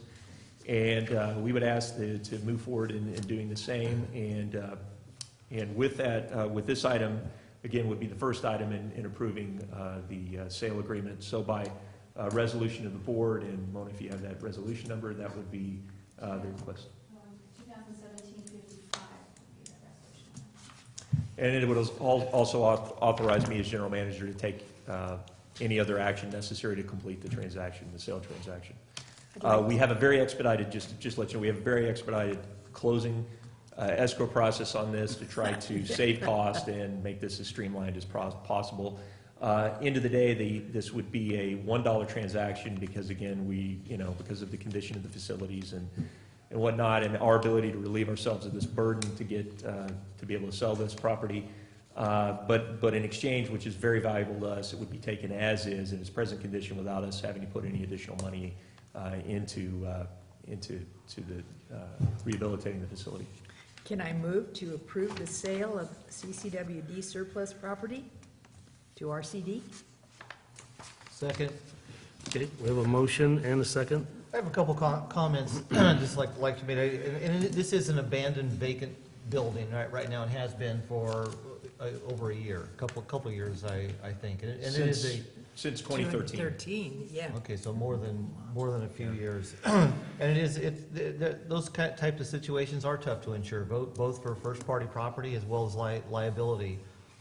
It's an attractive nuisance. It attracts all different kinds of characters, and it is a problem. We have looked into to the ADA problems and demolition. It has a negative value. It has a negative value to us and a negative value to almost any commercial proposition out there. And would be a great opportunity for RCD, and it's great to partner with a group that is so helpful and going to be helpful to the whole community moving forward. And I'm very, very happy to support this, what we're doing today, and providing a home for RCD, and I'd like to, I'm glad to be a part of this. Okay, and I do have a question. Do I remember that RCD establishment will complete the state of California as far as all of the counties having an RCD? So that's wonderful. I think that's absolutely great. And just to be clear, the RCD, was passed by the voters in June Right. during the presidential primary. It only recently in September last year was organized, the appointment of the board members, the first meeting. It simply does not have the financial resources, the assets yet to be able to, that's why it doesn't have a home yet, and even to be able to lease property makes it extremely difficult. So again, this is, to me, in my mind, this is a really great way for us to really invigorate and inject some real positive momentum towards their success and moving forward and going after the grants and implementing projects, again, that we care about, that are great for us too. So, and again, our efforts in the Stanislaus with the T-stand RWM, I mean, that effort is administered by the RCD staff, Tuolumne County RCD. I mean, we know the value of having the working, side by side with the RCD. This is a tremendous opportunity for us, and their success is good for us. It's good for the community. We need to be a part of that. This also allows Bob Dean to continue his presence there, and you probably still have a key to that building. Are you maintaining your office there since 2013? He was evicted. Yes. One of the homeless. We won't comment about the drug. I have a couple, now, they're only going to occupy the boardroom? No. No.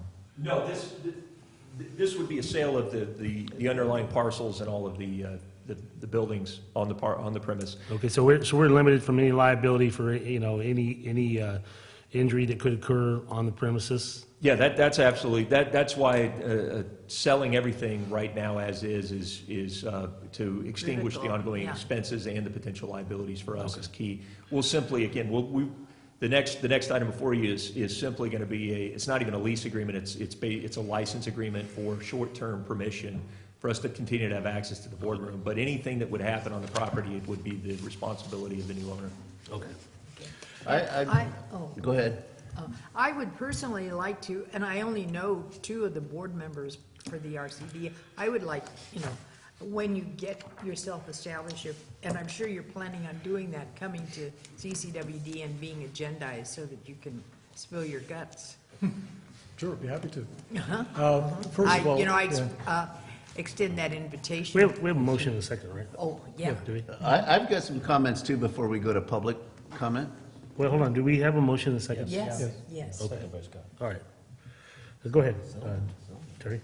I'm impressed with, the more I understand about what the RCD has done already in their kind of due diligence and reaching out to some of the other county agencies. For instance, to me, it looks like it's going to be the natural resource building over there with the UC Extension, as well as some of the county ag folks that have looked at the property, have offered to, I guess, remodel bathrooms and bring it up to at least some of the code standards that need to happen, and looking at leasing, office space to them to generate some income for that and all. There's a lot of things that have happened that the RCD has done in inviting those folks to, other county entities to participate. So, hats off to them. I'm really impressed with what they've done to date on that. I just wanted to say so. Do we have anything else from the board? Any public comment? just briefly, first It'll of be all, the first time. well, I learned from you, Jeff. Yeah, no, now you learn that from me. On behalf of my board, the RCD board, I want to thank you for this opportunity. It's tremendous. It's going to take us to a point that I anticipated not being able to get to for at least another 5 or 10 years. So I think that's a huge effort on our part, and like Dave, I am really looking forward to establishing the kinds of relationships that are going to address the issues that we've all been concerned about for the last 10 years. I think probably more importantly for me right now is I've forgotten how much I miss that second Wednesday morning sugar hit with the cookies in the back. And I want to thank Mona for that opportunity to come back. No, seriously, I do appreciate this offer. I know my board has been very supportive. Like anything, when there are unknowns, there are questions, but by and large, everybody agrees that this is a huge step for us. And as I said, I just can't thank you enough, and I'm looking forward to the kinds of relationships that we'll be able to establish down the road. All right, great, thank you, Bob. Yeah, thank you. Any further public comment?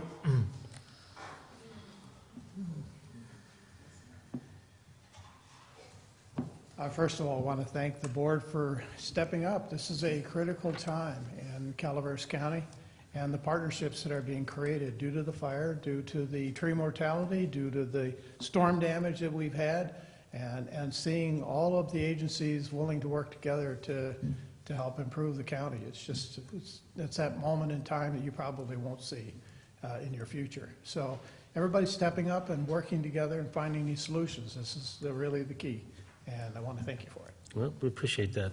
Thank you. Any further public comment? Anything else from the board? We have a motion and a second. Will you please call the roll? Director Evans? Yes. Director Thomas? Yes. Director Adams? Yes. Director Strange? Yes. President Davidson? Yes. Okay, item 4G, discussion action regarding license agreement with Calaveras Resources Conservation District. All right, and this is the second element, and this again is to maintain access to storage within the boardroom for our documentation through the end of this calendar year.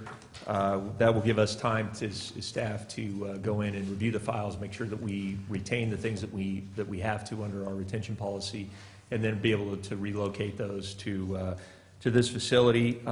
The real nice thing about this is it avoids us having to immediately relocate these to a private storage unit and pay the cost of that, and just the hassle of having to spend staff time moving files that then we will need to move back to this building. Part of this, so again, this would be a license agreement through the end of the year. In exchange for access to storage, we have come up with the amount of $418.46 a month as the in exchange for having access to that space. That is computed, that number represents what would be necessary to pay the absolute minimum utilities to keep the lights on and the building open. Again, the RCD has very limited resources. Again, this is all part of why it does not have, or prior to today, did not have a home yet. And so this helps again, keeps the lights on, which is good for us because then we have access to the space for our documentation. And it gives them time for them to get their tenants in place and be able to, as was mentioned, with working with them to have a means to be able to pay their utilities in time. So with this, I ask that the board approve this by minute entry, moving forward with this agreement, which again has been reviewed and prepared by our council. Was there any financial assessment done of what it would cost us to go over and move, that man hours and woman hours, but then the private storage and things like that, so that my constituents look at this and say, okay, is this the right financial decision to make? Mm-hmm. Any idea what that cost is or would be? I don't have figures for you on that, but I do know that it would be hours of work for particularly for George Garcia, who's here, and the person who's had to be there every day to Right. look out for the building. So that's no small cost in and of itself, and again, not the best use of his time. And then, of course, to rent a private storage unit, I don't know what the cost of that would be, but I'm assuming that would be, that's probably, About $200 a month, yeah. So, I think that this, again, I think this is, again, and the fact that we don't have to rush to get in to look at the documents or deal. I mean, we need a little time, and part of that is because this is These are engineering and financial documents, and on the engineering side, as you can see, we're totally consumed with construction season right now, so we have no time for our engineering staff to get over there and review them. And as soon as we get out of that and into the fall, that's going to be the time that they can do that. Okay. So I just Great, think thank that this is a really nice bid. Like to move for acceptance? Second? Okay, we have a motion and a second. Anything else from the board? Yeah, I just have a question. If we approve this, there's no possibility that Bob can back out of this, is that? It isn't signed yet. Anything further? Anything from the public? Please call the roll, Mona. Director Underhill? Yes. Director Thomas? Yes. Director Adams? Yes. Director Strange? Yes. And President Davidson? Yes. Okay, we will move on to old business, nothing to report, general manager report. Right, I'd just like to mention that we are moving forward with our work to assess the long-term demands and supplies necessary within the McCollum River Basin in our areas that we serve or plan to serve in the future. And, that's part of that, the information that's so important within the AB 142 study, that, again, the bill that Assemblymember Bigelow authored that requires the Secretary of Natural Resources to prepare a report at the state to examine the suitability of designating certain stretches of the McCollum River as wild and scenic under state law. And as part of that analysis, they have to consider the needs of the water supply needs of communities like ours, and also considering the impacts of climate change in that equation. So this work, under contract with E-Corp, we've been, Peter Martin has been leading this effort. Been an incredible task to do this, to take, basically the kind of information we've developed for our urban water management plan and looking forward several decades in the future to really look at, okay, let's look at demands and supplies as needed all the way out to build out, because the reality is the designation of wild and scenic is in perpetuity. And so we have to look at what our needs are also along the same time frame so that we make sure that whatever decision is made, whether it's designated or not, that we don't lose the opportunities to be able to provide for those needs. So with that, we do have a meeting on August 28th at 6 o'clock. That's a public town hall meeting in McCollum Hill. Mona, do you recall the location? Is that at the Community hall? At the community hall? It's at town Okay, hall. at the town hall, okay. It's on That's Main why Street. town hall is Catholic. It's on Main Street across from the Leger. Okay, bar. and so that'll just be an opportunity for, to interact with the public and share information about this. Jeff Meyer from E-Corp will be there, and we'll go through some of what has already been identified. The report itself that we're preparing is still in development. It's getting near the end, but we're working closely. I should have mentioned, this is a joint effort with CPUD that we jointly prepared this report, and so that will be completed soon and submitted to the state.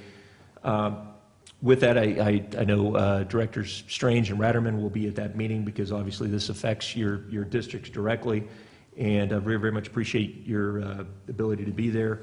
But as well, we also need to schedule a board meeting for this board, and also we're looking to do a joint board meeting with the CPUD board that we can hold a meeting together, that we can consider adopting the report itself so that then we can transmit it to the state and they can use it to inform their report.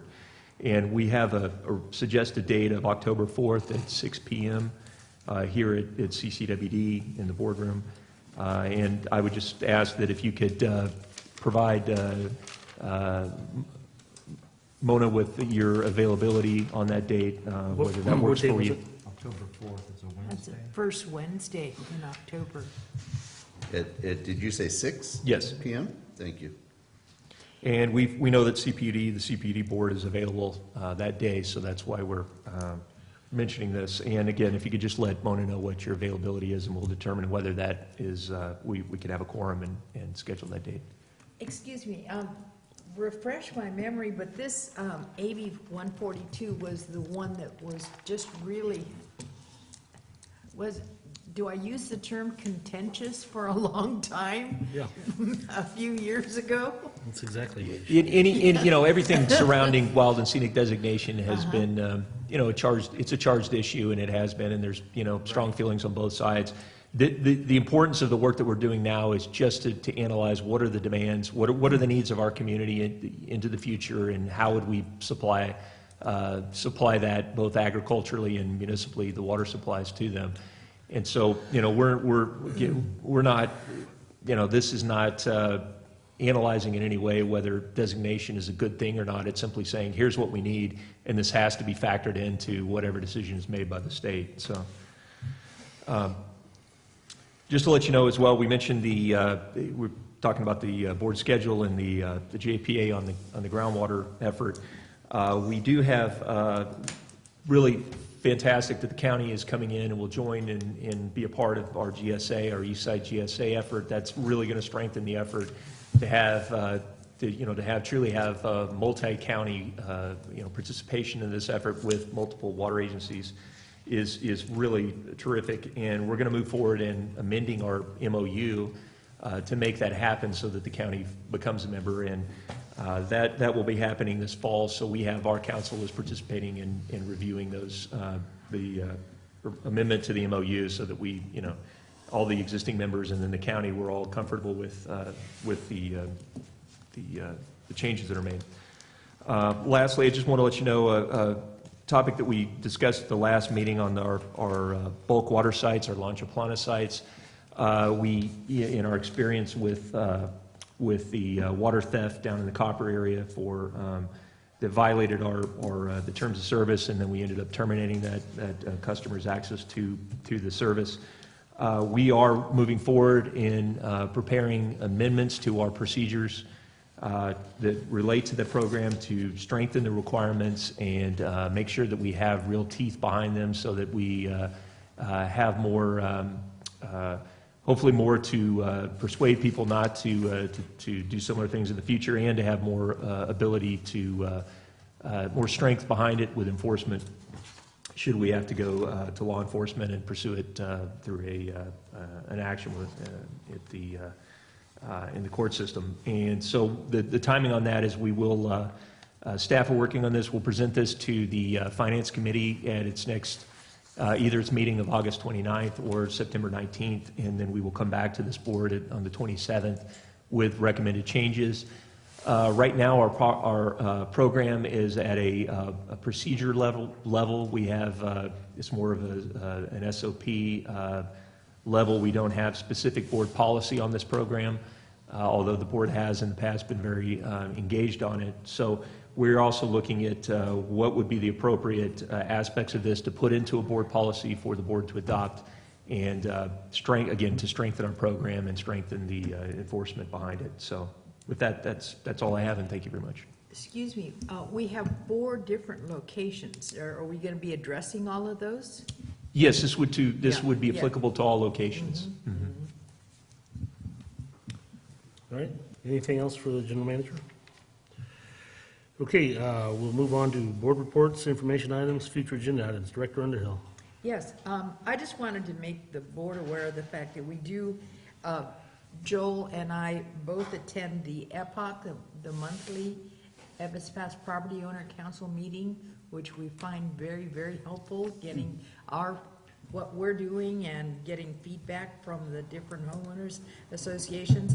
And then I attend the White Pines Park meeting on the 3rd Monday, and so that's quite educational. We're really in there, and you've all read the report about putting together the Tinker Bridge across whatever creek that is, Big Trees Creek. That's coming, and we hope to see something done by mid-September, hopefully. That'll be completely put in, because right now it's really hard on our forces to have to go all the way around White Pines Park through SPI property and come back in to go to their shed. So that's one of the things we're looking at, and as I say, hopefully we'll get that soon. I had a question for camera on AB 401. This was the low-income water package that is being discussed at a state level? Is Mr. it just President. being discussed? Say it again, familiarize me, we discussed quite a few different. This is bills that and- Hodson-Dodd Low-Income Water Rate Assistance Program, and they're looking at all options on doing that. And one of the things that's holding it up is the fact that there's no money to offer the low I think our income. problem with that, at Camera, and I think the problem with most water agencies is the funding mechanism that's set up right now is for each water district to add add charges on your bill and charge, as a pass-through, charge every customer, for a fee, and then pass it on to the state to help out low income. That'd be a different funding mechanism, is why we're opposed to it at this point. Okay, so it's not got much. It's only in, right now, that was legislation passed last year, and it's only a report that's coming out, and I say only because there was an effort initially to try to actually complete the entire process of this and put something into law legislatively by the end of this year. They pulled back on that, and instead they're just going to meet the requirement under the 401 from last year to submit a report to the State Water Board that will make recommendations. We have commented on that, and Camera likewise, that was the discussion they had, and that was the decision. And the primary issue is we don't want to be forced to pass through a public goods charge to our customers. Again, as as we're grappling right now with serious financial issues, if we were forced to increase rates because the state made us impose this charge, that makes it, the public wouldn't understand that, and that makes it very difficult for the times when we truly need to do it for our own local needs to adjust rates. That makes it even harder to do it. So that really is the thrust of our comments on it. Okay, thank you. That's it. Director Thomas?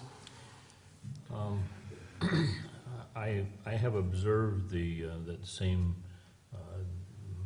person who was stealing the water before and they took his key away.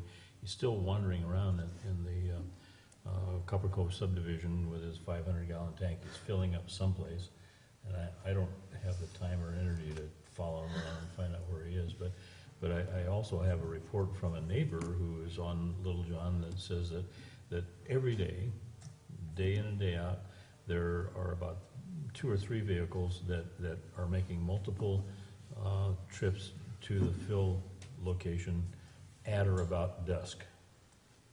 That they come and they fill up and they go out and they come back. My question is, how difficult would it be to put in like a motion-activated CCTV type of a GoPro camera, just so that you can get license plates? And I wouldn't want to have to sit there and I guess you could fast forward through the tape, but we acknowledge that it's not justifiable to have a person sitting out there observing, but if you could have a tape on it so that you could see if there are other violators. I suspect that there are, and it's frustrating to me, but do you have any comments on that? The only question, well, the consideration would be the allocation of staff time for anything like that, and where do we want to put our resources? I mean, if that's the desire of the board, then we could pursue something like that. I think maybe what we need to do is just we're going to look at the entirety of the program as we update our policies and procedures. So I think, and the desirability of the program. I mean, maybe the program needs to change in some manner. It's a shame because there are people with serious problems with their wells who need this, and it's, but I get that things have changed over time, and as we see, different things that are not compatible with that, we've got to revisit it. Yeah. Anything else? No, that's all. Director Rademan? Yeah, I do plan on attending the town hall meeting in McQualmie Hill. It's on Main Street, Town Hall, 6 to 8 p.m. on Monday, August 28th. That's this coming Monday.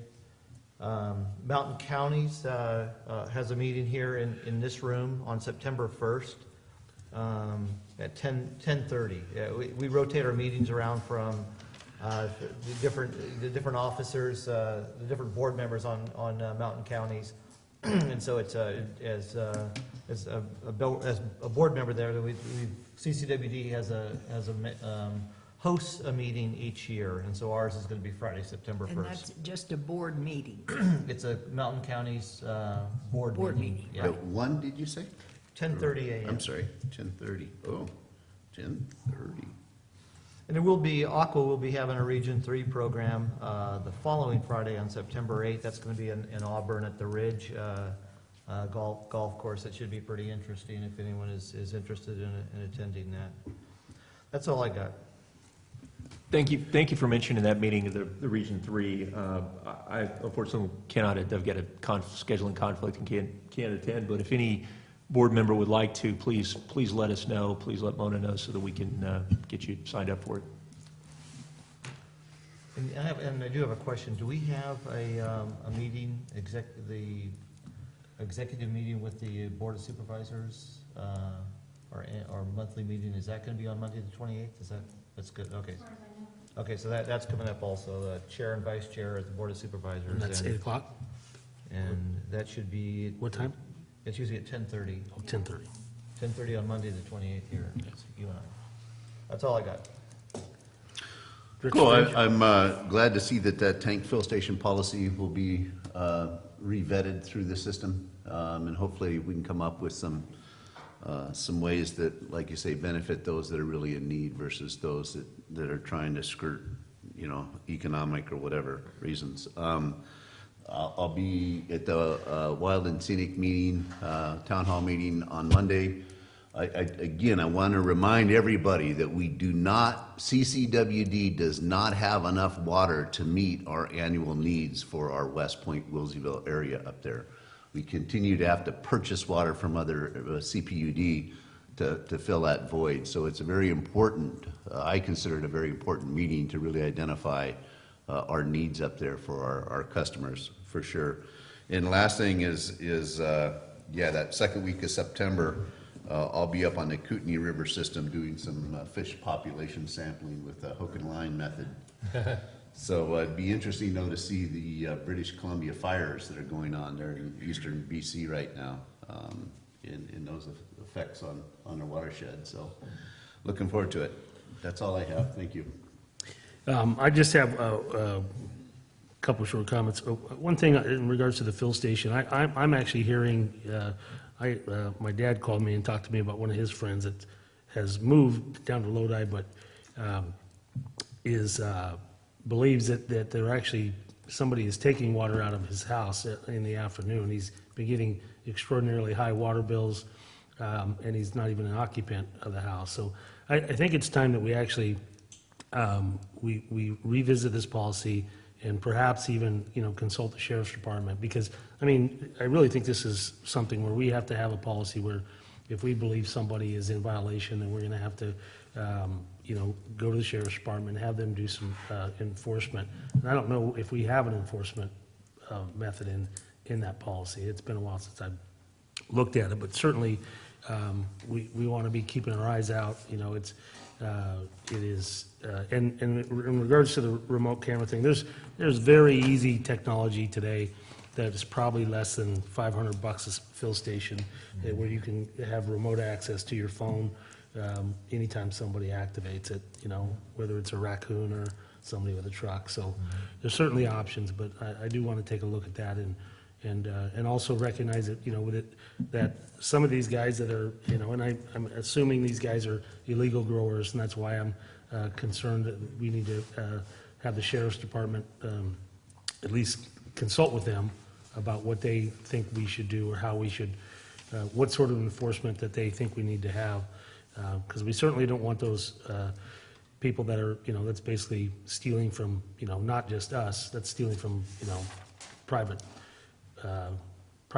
homes, and that's something we don't want to be involved in. But if we know it's going on, then we need to be able to report it and figure out exactly how we're going to do that. So With that, that's all So I have. I just got a question. How does a tank fill station policy fit into this friend of your dad's that thinks they're stealing water from his house? Well, I'm just saying, I think it's we're looking at the same people that are doing it.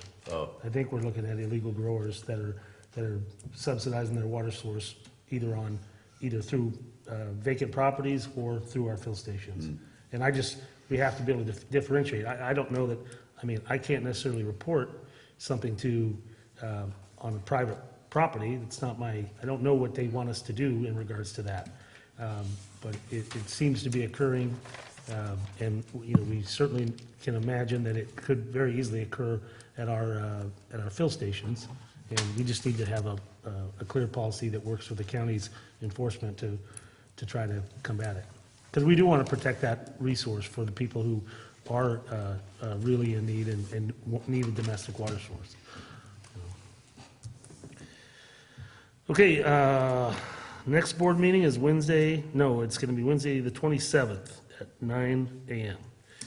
It says proposed to cancel. Have we already canceled that? we did that with the initial. The 13th, yeah.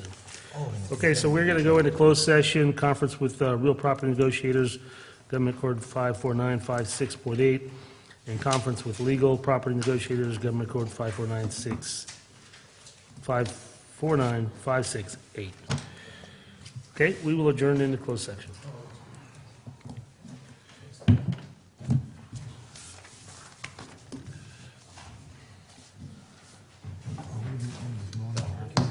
Looking at our calendar for, Yeah, I got a meeting here also with